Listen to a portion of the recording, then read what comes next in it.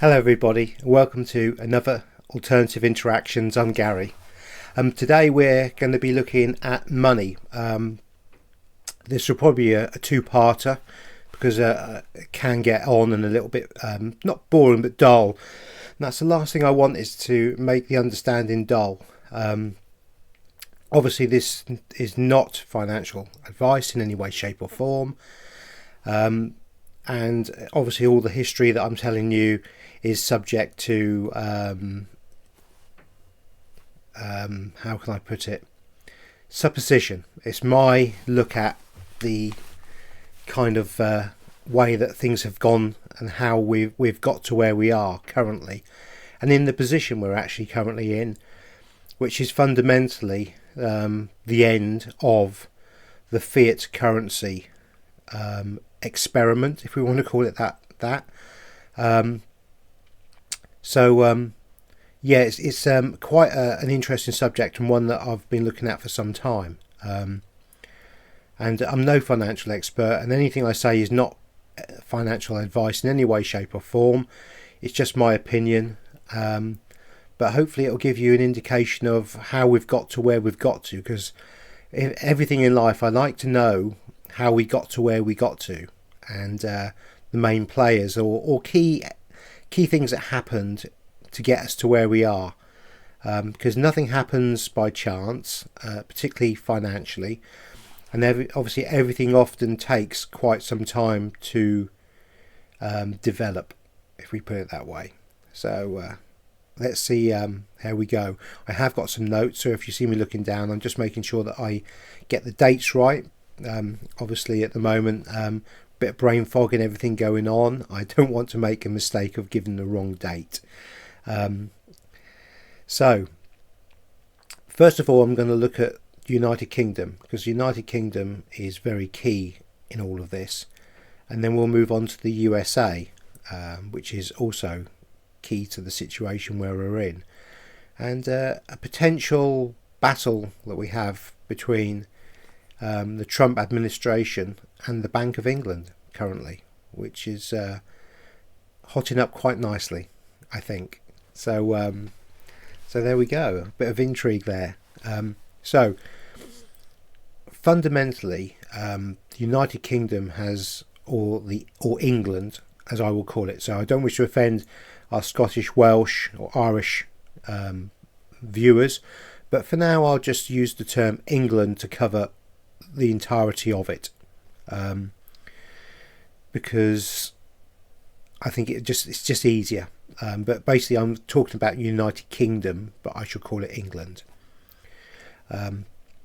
So fundamentally, we have a character called Oliver Cromwell in our history in England, and in 1647 he was involved with a group of financiers from Holland, and these financiers would currently be called Khazarian Mafia / Zionists.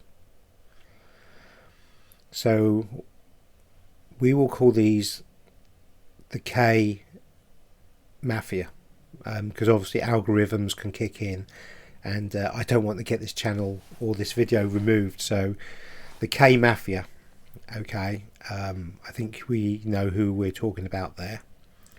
So we have the K Mafia in Holland financing Oliver Cromwell and conspiring to dethrone and murder King Charles I and change Parliament forever, putting in their own K Mafia in control of the Parliament and so the people.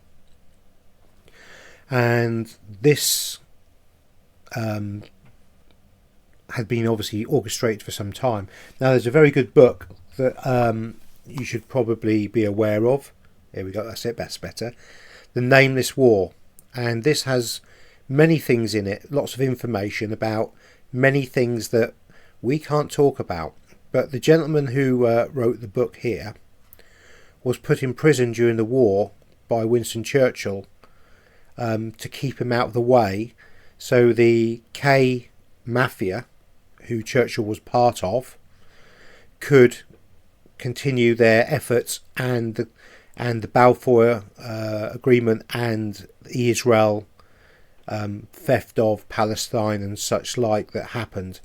This is a group of individuals, and this guy's written a very, very interesting book. It's not very thick, packed full of data and information that I think is really worth looking at.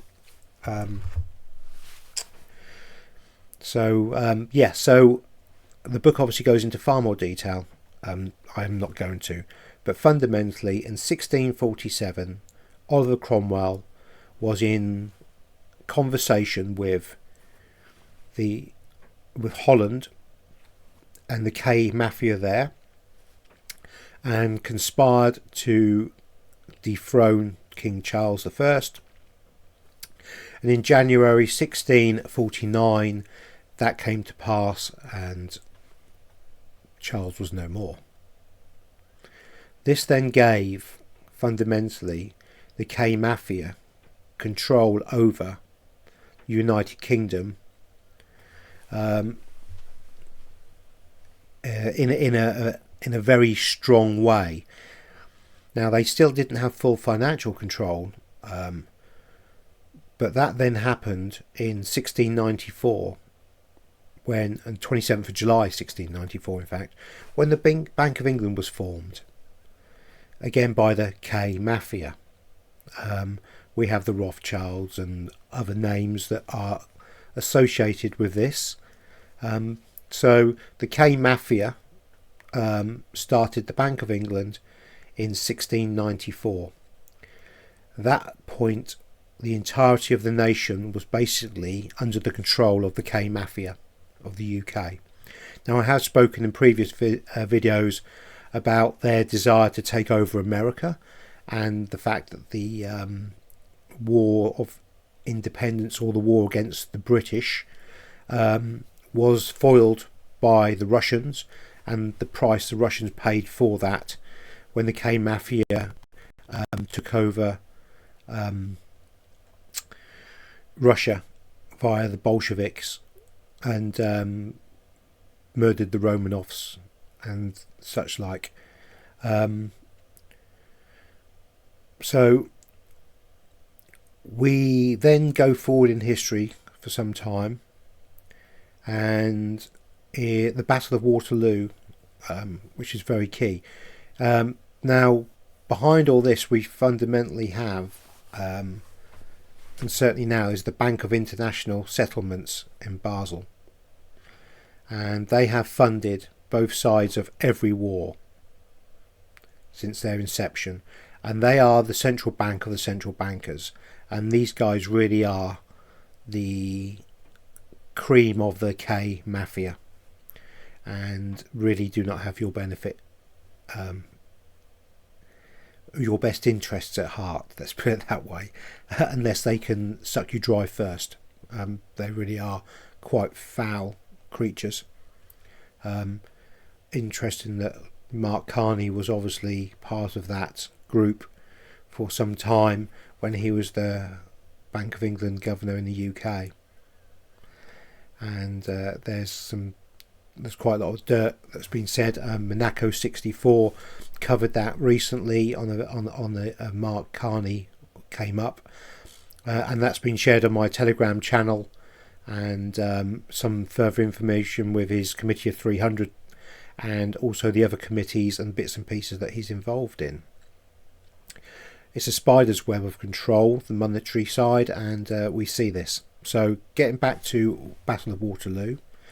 Battle of Waterloo happened in 1815, and what we found was that the K Mafia's network of spies were far more efficient than the British government's or the English government's, United Kingdom's. And so what we found was that the K Mafia, this time via the Rothschilds, knew the result of the battle well before everybody else, but they spread rumours that that England had lost the Battle of Waterloo, Napoleon had won, and Napoleon and his full force was headed over to take over England, basically in the United Kingdom. That caused a stock panic. The stocks and the stock market collapsed, and the Rothschilds moved in and bought everything for pennies in the pound. It was then later found out, a few days later, that in fact England had won the war, or the United Kingdom had won the war, by which time the Rothschilds owned everything that was worth owning, lock, stock and barrel. And so we then have the full control of the financial system by the K Mafia of the United Kingdom or England from that. We then have, in 1845, the Crown, or the Royal family, because the Crown is not the Crown anymore. The Crown is the Committee of the Crown, which is a committee that is run by the K Mafia. Again, same people, same faces. But in 1845, the royal family, the Crown, were skint from all the wars and such like, and our friendly KM Mafia and Bank of England stepped in to help them out, which was very kind of them, considering they'd contrived all that anyway. And this is when we see the royal family's descent into falsehood, because they then signed away their breeding rights to the K Mafia and then basically converted to that religion.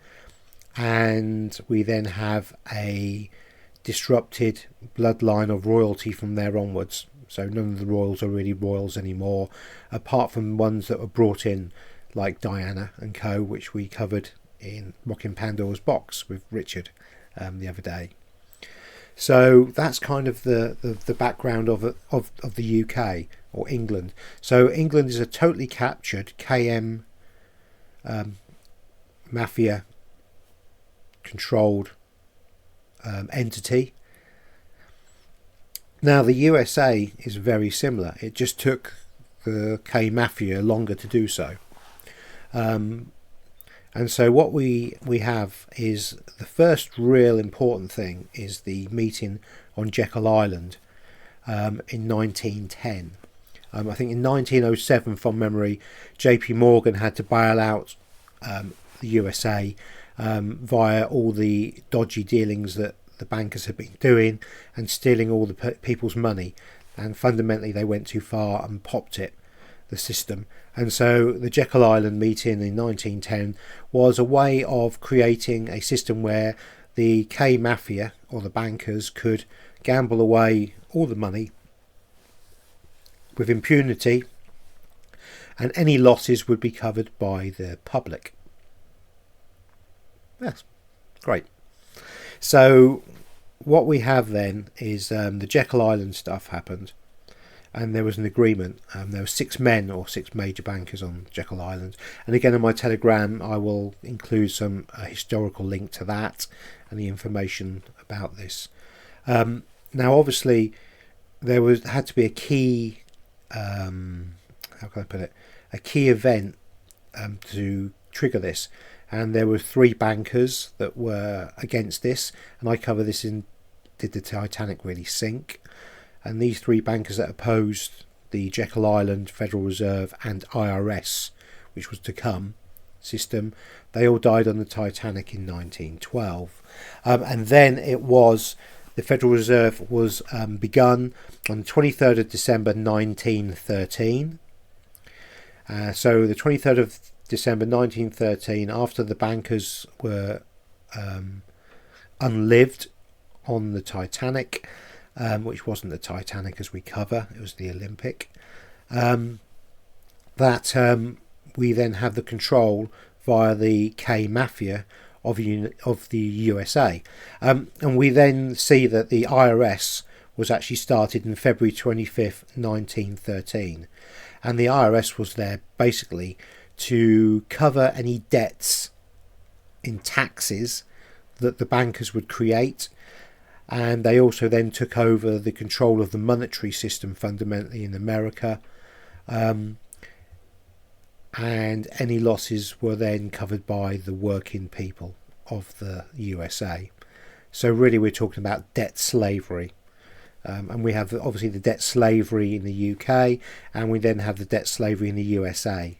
It's very interesting. There was a clip recently, and that Richard found and sent to me, about a guy who had discovered that the East India Trading Company had transferred over to the Dutch India Trading Company, and that in the trade over from that the England had actually essentially been sold and purchased by Holland, the Dutch East India Trading Company, and that would then tie into the 1647 to 1649 Cromwell and Charles debacle with Holland, or the Dutch K Mafia, funding that. So clearly the K Mafia has it's a far more tangled web that we see of control and such like. So we then went to fundamentally a fractional reserve banking system. And the fractional reserve banking system initially is and was that assets like gold or silver, real money, and the only real money that we actually have, could be lent as loans as long as the banks held 10% of that money, or that stock, that gold or silver, the real money. And so what we see is cash, credit, is just a derivative of gold. So here I have an English £20 note, and this fundamentally, I know it's still got the Queen Lizzie on, sorry, there we go, but this fundamentally is an IOU, a promissory note. I promised to pay the bearer on demand the sum of. Now, when our money was backed by gold and silver, you could take this note to the Bank of England, and certainly it was similar in America for a time before they made it illegal and stole the gold off the people. But you could go to the Bank of England and you could present your promissory note, and the Bank of England would give you £20 worth of gold for your note. Nowadays, if you go into the Bank of England with your £20 and say, what do I get? They say, you get a brand new piece of plastic paper note. Because again, this is just plastic now. It's just plastic. So they will replace your plastic £20 promissory note with another £20 promissory note and nothing more. Our money is not backed by anything apart from unicorn dust and fairy promises. Literally. Now, we had a thing after the war called Bretton Woods. And Bretton Woods, I think I'm saying that right, Bretton Woods, was a group of people that got together, and they fundamentally put the US dollar onto the gold standard. And I think it was around this time that we went off the sterling silver standard. And again, I could be saying the Bretton Woods wrong, but I'm sure that's what it was, Bretton Woods.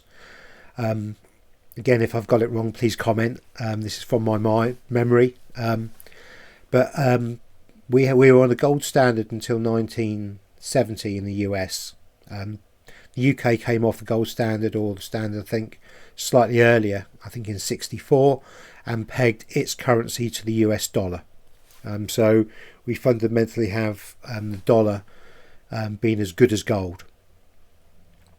And what we then had was Nixon took America off the gold standard because the bankers were spending so much money on wars and such like that they were putting America into debt, and the gold didn't cover anymore. And so the gold standard was suspended, and the central or the Federal Reserve and such like were then allowed to create money out of fresh air to cover the debts and cause more of a boom and bust society.